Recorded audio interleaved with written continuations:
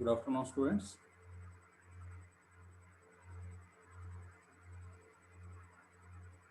Are you hearing my voice? Yes, sir. Yeah, right. Students, in the last class, we completed the first module of the fifth paper, Women Studies in Modern India.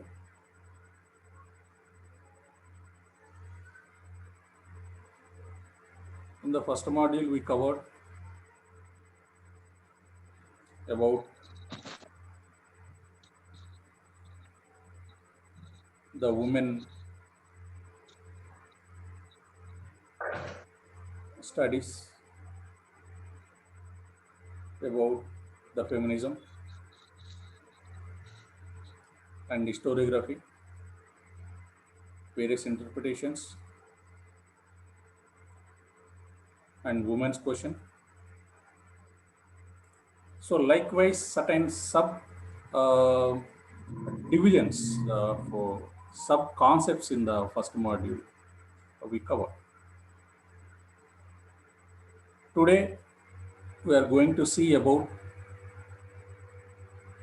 the women social movements in the colonial India.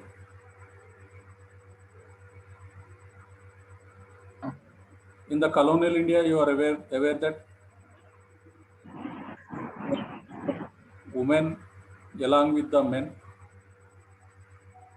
played an important role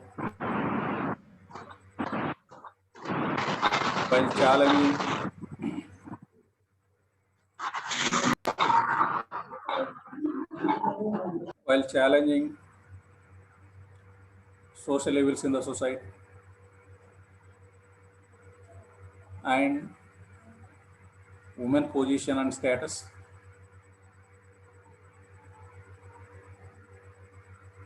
and they also fight for the rights of women along with the men. You are aware that many men social reformers started their contribution towards the upliftment of women position, where they are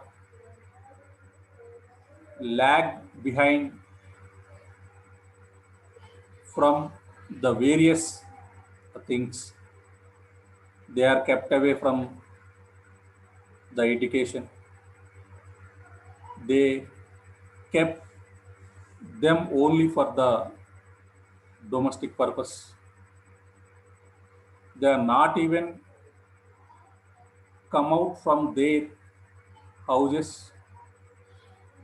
They not even cross the limits or the boundaries of the traditional Hindus and the Muslim structure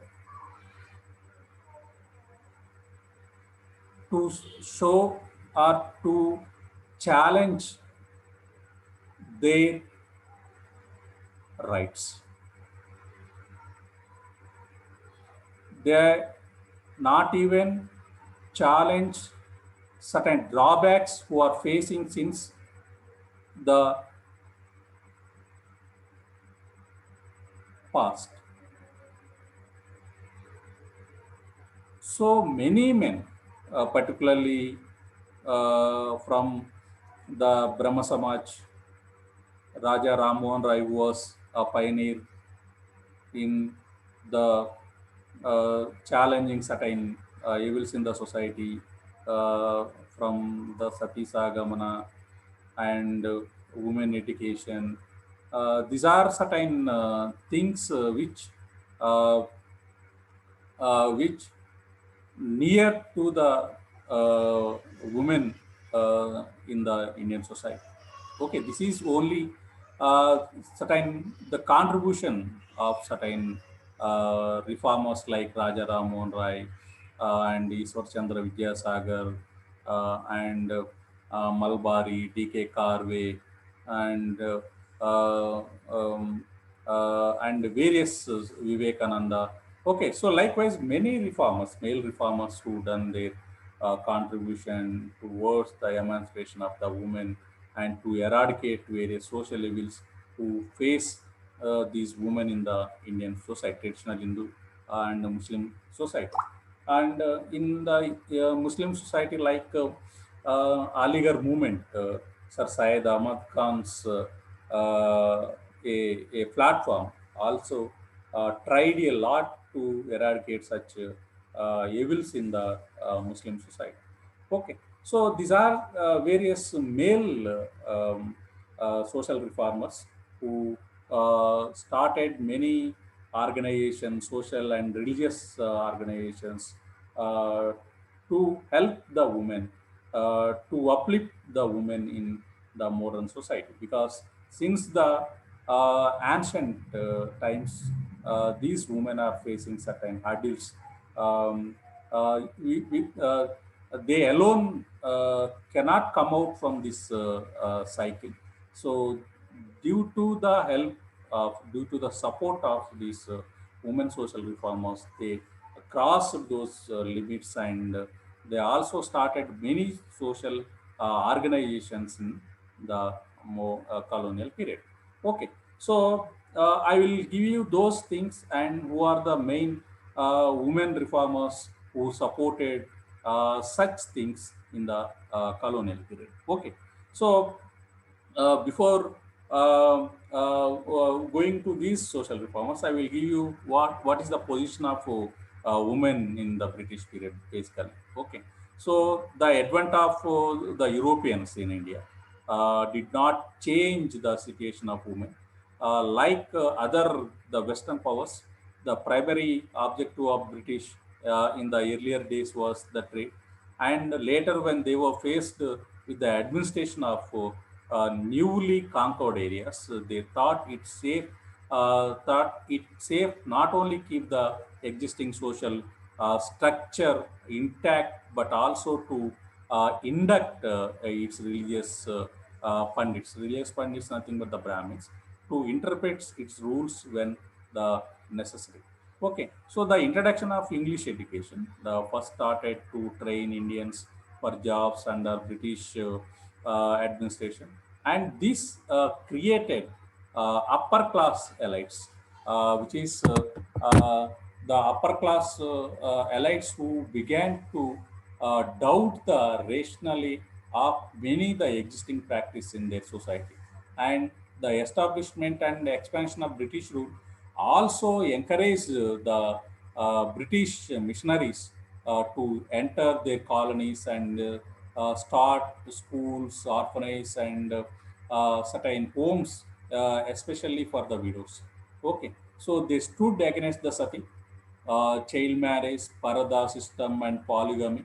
The new Indian elite exposed to the in European liberalism of the 18th century through Western education felt the urgency for the reform of their own society. Okay, so this produced certain results in the subsequent periods. Okay, so and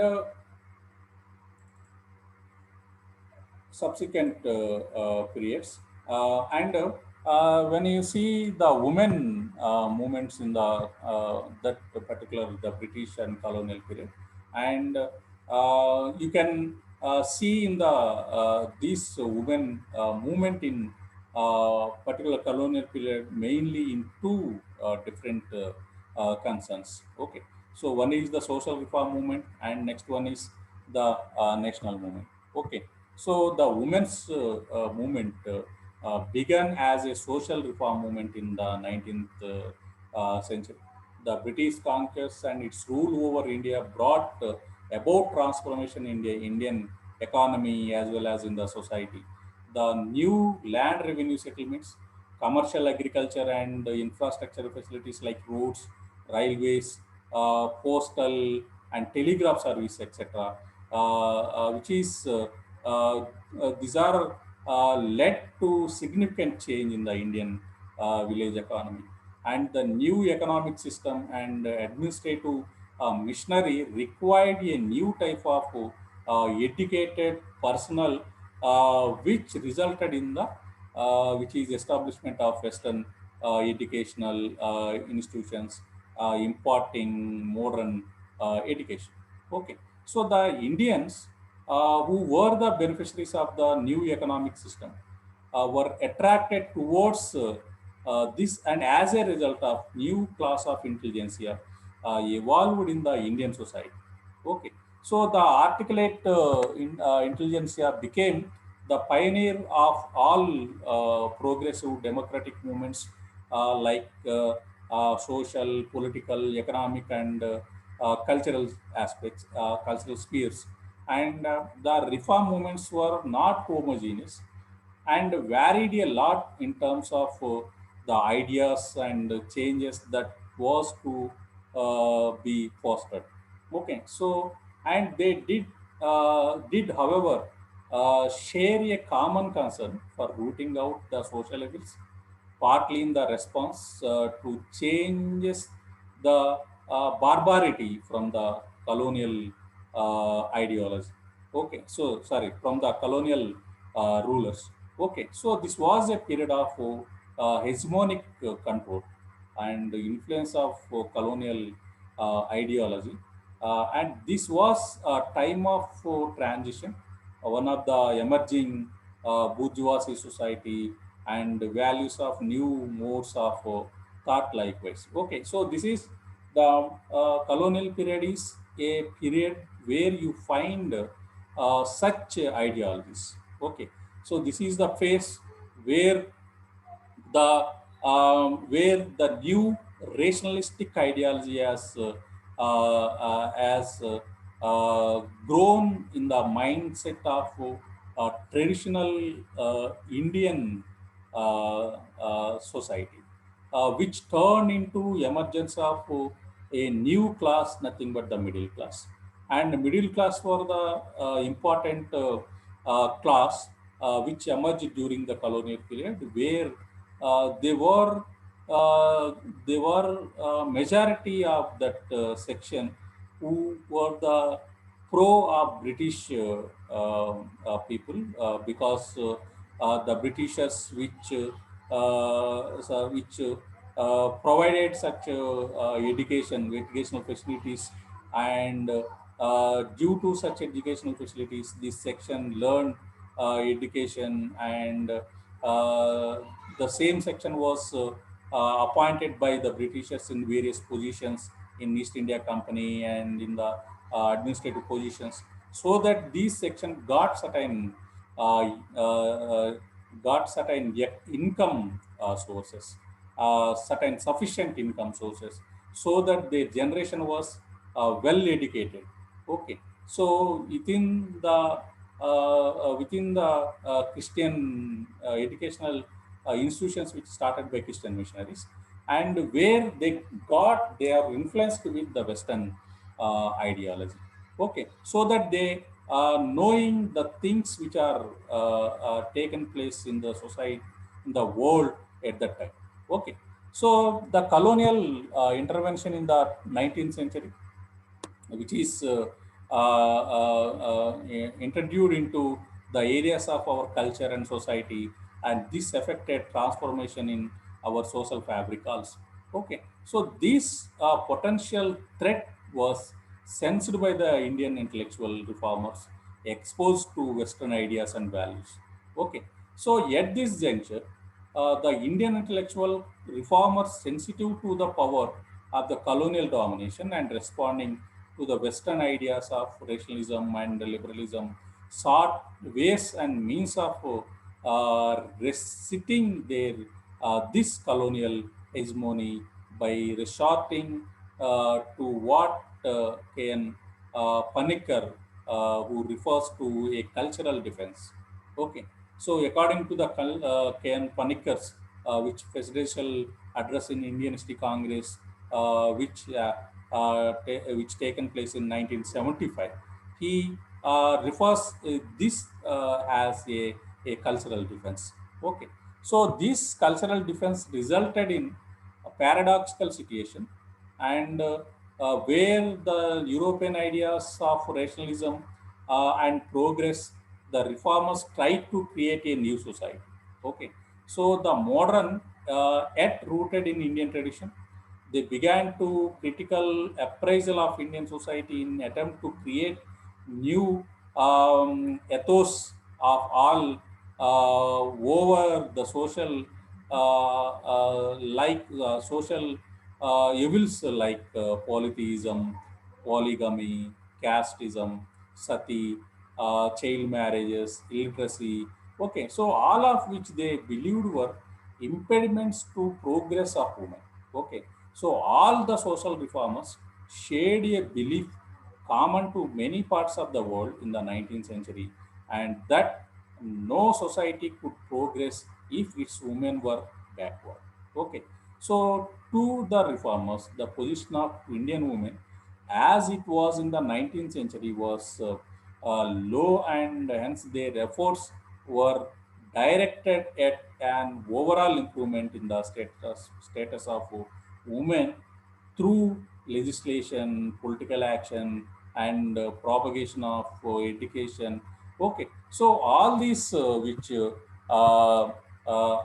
which mainly spurred by the first wave of feminism of the West and concentrated on basic rights for women. Okay, so all these are only they attained with the help of the movement which started in Western by the women, which is better to be called as the first wave of feminism. Okay, so feminism was the first thing which started the women movement uh, uh, to women for their own rights. Okay, so and the social reform movement did not radically challenge the existing practical structure of society or question or the gender relation. Okay, so they picked up for reform only which those uh, issues which the British were pointing out as a evidence of degeneration in Indian society. Even the women institutions and organizations that sprang up during this period do not reveal the development of an independent view. Okay, so as a result, even when women were speaking for themselves, they were speaking only the language of the men, defined by the male parameters. Okay, so women were seen as a passive recipient of more humanitarian treatment to be given by Western education, educated enlightenment. Okay, so there was an attempt to reform when rather than reform the social conditions which opposed them. Okay, so there were no attempts to alter the power structure and the men-women relation in the society. This was but natural, since the change in the status of women was being sought only within questioning patriarchy itself. Okay, so questioning the male domination in the society itself. Okay, so the attempt was to create a new Indian woman, truly Indian and yet sufficiently educated and educated in the 19th century values to suit the new emerging society. Okay, so the education for girls was not meant to equip them to be self-sufficient, independent, and emancipated, and train them to follow some profession, but to be as a, a good human citizens. Okay, so in the meanwhile, women also joined in the struggle against the colonialism. But while they were encouraged to participate by leaders like Mahatma Gandhi, Their work in the struggles were just an extension of their domestic work, and very few women were allowed to join the front ranks with the men, and the ones that did spoke of the isolation they felt at times. Okay, so in spite of its limitation, it cannot be denied that the social reform movement did help in removing the prejudice against the women's education and provided a space for women in the public reform. Okay, so the reformers basically in the colonial India, the reformers took up such issues like the sati, female infanticide, polygamy, child marriage, parda, absence of education among the women. Okay, so these were which is categorically into the two groups of social reformers. One is the liberal reformers and the revivalists. Okay, so both the groups undoubtedly recognize the oppressive social institutions, customs of India, but the reformer group, on the basis of liberal philosophy, put forth their work for the cause of women, whereas the later groups in the second group. Okay, so the second group work was based on the program of revival at the Vedic society in modern India.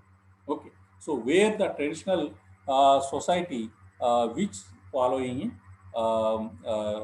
in the modern India. Okay, so where um, while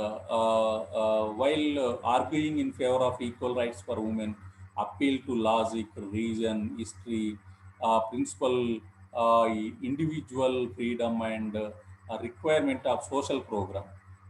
Such social reformers like Raja Ram Mohan Rai, Keshav Chandra Sen, Ishwar Chandra Vidyasagar, Kandukuri Veerashalingam Pantulu, M.G. Ranade, D.K. Karve, Swami Vivekananda, Swami Dayanand Saraswati, and others provided leadership to the women's movement by frankly acknowledging the degraded position of Indian women. Okay, so the social reformers concentrated their attention on important aspects of women like the sati, age of marriage, and sad plight of widows and their right to remarry. Okay, so the social reformers established a number of social societies like Brahma Samaj, Ramakrishna Mission, and other for the cause of Indian women. Okay, so the best exponent of liberalism was Raja Ram Mohan Rai, who was the first Indian to initiate a social reform movement and campaign for the cause of women. He advocated the equality between the two gender and declared the women were not inferior to the men morally and intellectually. Okay, so Rai was drawn towards the inhuman practice of sati after female infanticide. Okay, so from 1818 onwards, he began his activities propaganda through speeches and writings against the sati, and largely because of this effort, uh, the East India Company declared the sati practice illegal and punishable offense in 1829. Okay, you are well aware that during the time of Sir William Sir William Bentinck, the Sati Prohibition Act was passed. Okay, so Raja Ram Mohan Rai also opposed other evils like early marriage, polygamy, etc. He supported female education and widow and intercaste marriages. He wanted that women should have the right of inheritance and property. And Roy's Brahma Samaj played a significant role in the form of activities concerning women. Okay, so and the Brahma Samaj, soon after its inception, became a vigorous social reform movement, first in the Bengal, which then quickly spread to the other parts of the country and added to the volume and strength of similarly aimed local reformist movements. and the members of the Brahma Samaj opposed the caste system, and they concentrated greatly on improving the low conditions of women and played a very important role in the introduction of several beneficial measures. Okay, so like Raja Ram Mohan Rai, Ishwar Chandra Vidyasagar also helped women. He did so by propagating widow remarriage. The child marriage evil resulted in the large numbers of young girls ending up as widows whose lives were miserable due to the severe restrictions imposed on them. And the Ishwar Chandra Vidyasagar argued in favor of widow remarriage and published his work on widow remarriage in 1853. Okay, so and Arya Samaj also established by Dayanand Saraswati in 1875, and Dayanand Saraswati emphasized compulsory education of both boys and girls.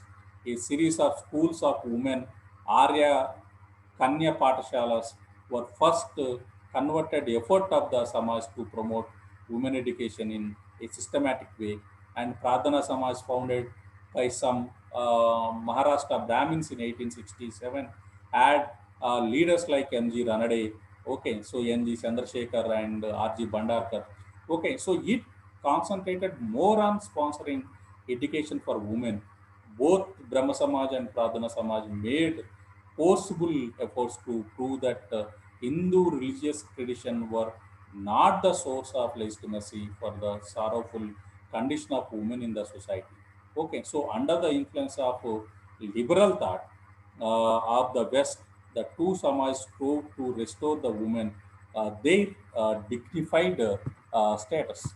Okay, so then the efforts of Ishwar Chandra Vidyasagar and Keshav Chandra Sen and D.K. Karve resulted in the enactment of Widow Remarriage Act of 1856. Okay, so in the south, Kandapuri Veerashalingam led the widow remarriage movement. In 1874, he performed 63 widow remarriages throughout the Madras Presidency and financially supported men who married widows by providing them houses and other benefits also. Okay. So another aspects of that reformers worked on was the age of girls at marriage. In the 19th century, the average age of marriage for girls was 8 or 9 years. Okay, so the extensive propaganda by Vidyasagar, the reformers in the regard led the British government to legislate in order to improve the condition of minor girls, and the age of consent bill was passed in 1860, which made sexual intercourse with a girl of the less than 10 years of the age as a considered as a rape. Okay, so further social reformers like M.G. Ranade and Behramji Malbari and Tej Bahadur Sapru, in their attempts to raise the age of marriage, cited several cases of consummation at the age of 10 or 11. Okay, which led to serious physical and psychological disturbances. Behramji Malbari, a Persian journalist, published his notes on infant marriage and enforced widowhood in 1884. Okay, suggesting certain reforms to adopt the educational institutions to discourage the child marriage, and also suggested some corrective measures to the government. Okay, so it was between 1884 and 89 that enormous pressure was brought to bear on the government to enact law to further raise the age at the marriage of a girl. At last, due to the collective efforts of the reformers in 1891, the bill known as Age of Consent was passed, which rose the marriageable age for the girls to 12 years.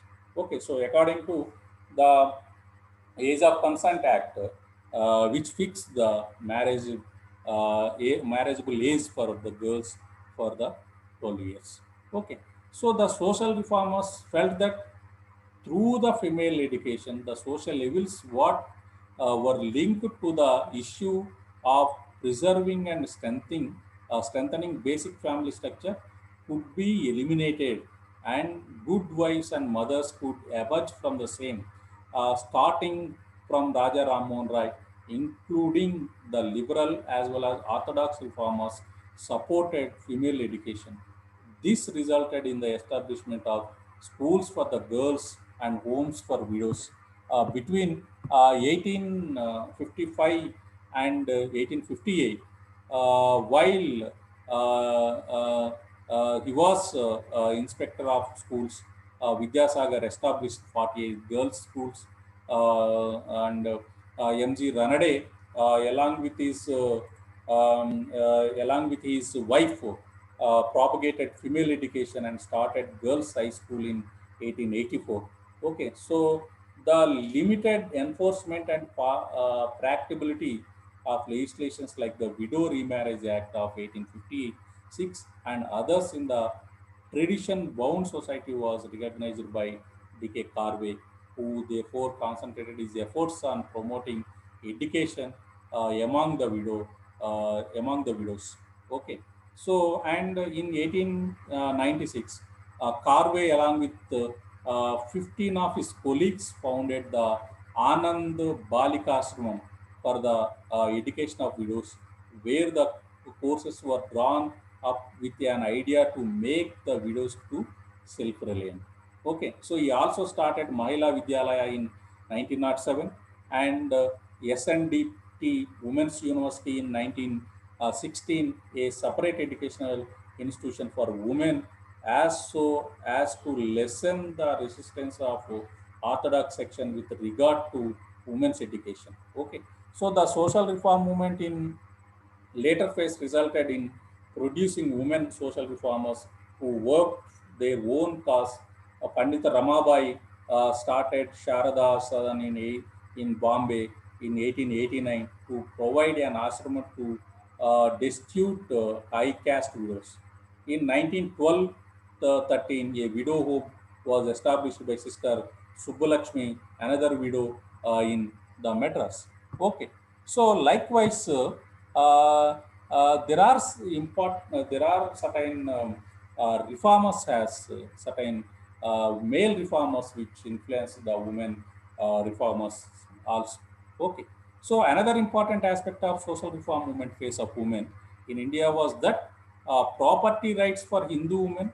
The existing practice was practically harsh on the Hindu widow who had no claim on her husband's property except the right at maintenance, as a result of which she was at mercy of her husband's relatives.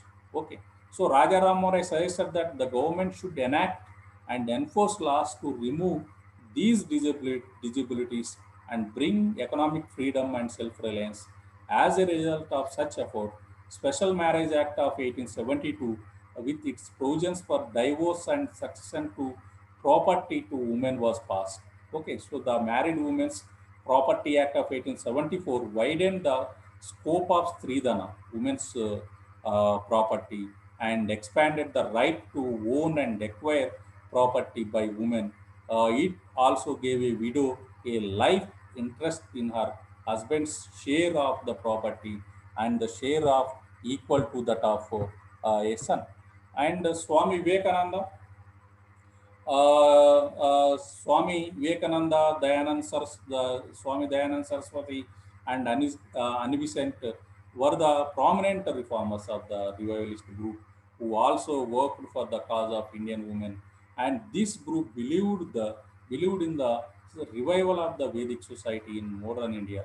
And Dayanand Saraswati, the founder of Arya Samaj, was against child marriage.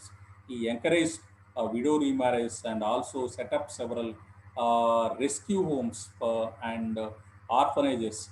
Beneficent leader of the Theosophical Society was also against the child marriage and supported remarriage of the child widows. Okay, she laid emphasis on the importance of female education, adding strength to the social reform movement. Okay, so these are certain important important uh, uh, contribution from various social reform movements within the Indian Hindu society. And tomorrow I will see about such things or such reforms which taken place in the Muslim society also. Okay, so due to the efforts of these male reformers, many Indian elite women class. Okay, so many Indian women, elite women class also had their contribution to uplift these uh, women in the Hindu, women in the Indian society, basically. Okay, so like among them, we'll see separately and at a detailed manner in the further classes. And I will give you one or two things regarding those women reformers after the influence of these male reformers who done their effort to emancipation of women in the modern society. Okay, so and like that Ram Sundari Devi, a housewife in Bengal, when she wrote her autobiography in Bengal in 1876 called Amar Jeevan, My Life, which having never attended farmer schools, Ram Sundari was self-taught. Her book is passionate description of the deplorable condition of the women at the time, as well as a secret plea to women to stand up from their seat of suburbans to be critical of their own life, including prevalent social customs and practices. And another, Swarna Kumari Devi, less heard of than her brother Ravindranath Tagore, started Ladies Theosophical Society, a multi-religion association of women, way back in 1882, and later became a member of Indian National Congress. Okay, so and the Theosophical Society was later associated more with Anne a great a British woman supporter of the Indian nationalist movement. And Swarna Kumari's daughter Sarala Devi started training women in the use of sword and lati in 1903, as she was actively involved in the nationalism of militant kind. Okay, so there are then there was a case of Pandit Ramabai, whose father an unconventional social reformer who began with social transformation in his own home by educating his wife Lakshmi Bai, even at the cost of being exiled by his own community for this. Okay, so likewise, you find the number of examples in the colonial India, and I will give you those some more things in the next class while going with these upliftment of Muslim women in colonial India. Okay, so this is end of my class, students, regarding this women movement, social women movement in the colonial India, particularly within the Hindu society, various reformers who done their contribution to uplift these women basically. Okay, so the remaining things will continue in the next class. Okay, students, are you hearing? Yes, sir. Yeah, okay. This is about the contribution of male reformers who started their contribution towards upliftment of women in colonial India, and a few of women also also influenced by these male reformers. Okay, so particularly who concentrated on the Hindu society. And regarding the Islamic society, you will see tomorrow's class, see in the tomorrow's class. Okay. So regarding today's class, have you any questions or clarifications? Now you are welcome to ask. ఏమైనా doubts ఉంటే అడగొచ్చు. No, sir. No doubts? No, sir. Yeah, right. Thank you. Ending my class now. Okay, sir. Thank you.